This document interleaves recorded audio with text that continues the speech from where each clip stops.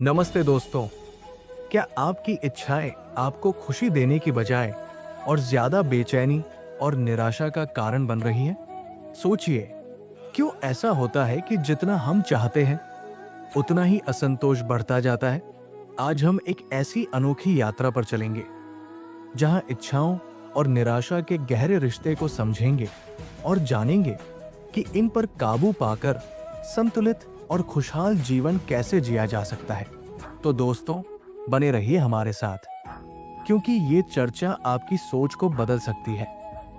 आइए एक कहानी के माध्यम से ये समझाने की कोशिश करते हैं। कहानी शुरू होती है एक छोटे से गांव से, जहां एक किसान रामू रहता था। रामू के पास थोड़ी सी जमीन थी, कुछ गाय भैंस और अपने परिवार के साथ एक सादा जीवन।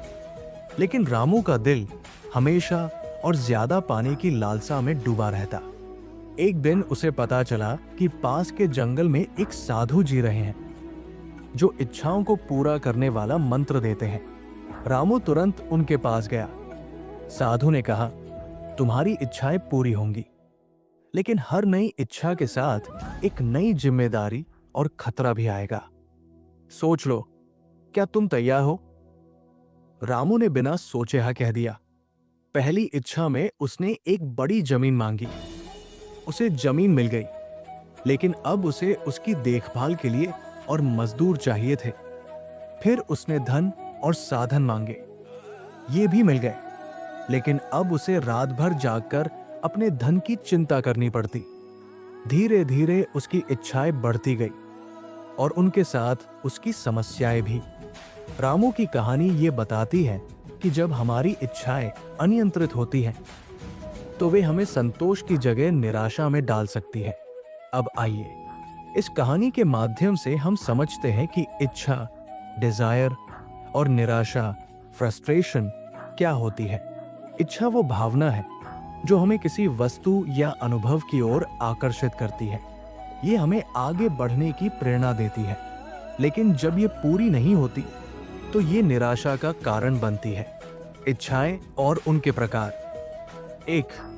मूलभूत इच्छाएं, भोजन, पानी और सुरक्षा की इच्छा। 2. भौतिक इच्छाएं, धन, घर और आरामदायक जीवन। 3. सामाजिक इच्छाएं, सम्मान, पहचान और अपनापन पाने की इच्छा। 4. भावनात्मक इच्छाएं, प्यार, स्नेह और मानसिक शांति। 5. आध्यात्मिक इच्छाएं, आत्मज्ञान और मोक्ष की प्राप्ति। 6. शारीरिक इच्छाएं, सुंदरता, स्वास्थ्य और ताकत की चाहत। अब सवाल ये उठता है कि इच्छाएं निराशा में कैसे बदलती हैं? इच्छाएं जब पूरी नहीं होती तो निराशा का जन्म होता है। महाभारत में दुर्योधन इसका सबसे बड़ा उदाहरण है। उसकी अनियंत्रित इच्छाएं और पांडवों से जलन ने उसे अपने पतन की ओर धकेल दिया। रामायण में रावण की कहानी भी हमें यही सिखाती है। सीता के प्रति उसकी लालसा ने उसे विनाश के रास्ते पर ला खड़ा किया।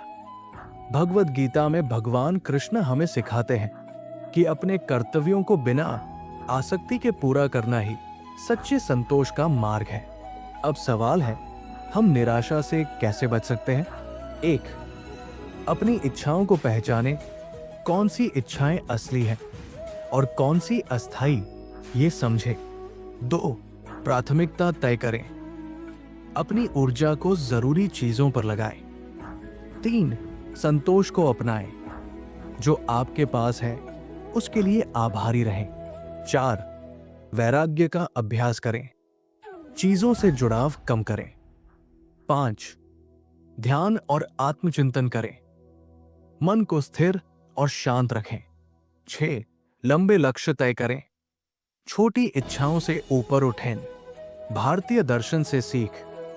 भगवान बुद्ध, राजा जनक और चाणक्य ने हमें सिखाया है कि इच्छाओं को नियंत्रित कर और वैराग्य अपनाकर संतुलित और शांतिपूर्ण जीवन जिया जा सकता है। दोस्तों, जीवन में इच्छाएं जरूरी है, लेकिन इनका संतुलन बनाए रखना और इनसे बंधे बिना जीना ही असली कला है। अगर ये जानकारी आपको प्रेरणादायक लगी हो तो हमारे चैनल को लाइक, शेयर और सब्सक्राइब करना न भूलें। आइए मिलकर इस सीख को जीवन में उतारें और संतोष भरे जीवन की ओर कदम बढ़ाएं। धन्यवाद।